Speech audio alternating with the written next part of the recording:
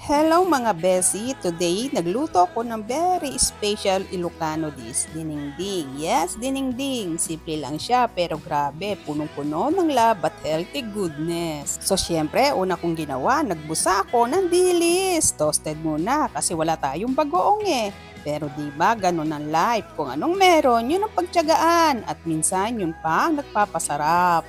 Tapos nilagay ko si Dili sa tubig, ginawa ko siyang bro, tapos sunod-sunod na si Saluyot, konting luto lang. Then si Talong pa, luto ng konti ulit. And last but not the least, si Kangkong, ayun, na complete package na, ready na for kainan. Love triangle ang aming ulam ngayon. Imagine, talong saluyot at kangkong. O diba love triangle? Ang saya-saya pag love triangle, diba? Sino relate? At habang niluluto ko to, naisip ko, life is really like dinengdeng. Hindi kailangan magastos, hindi kailangan sosyal.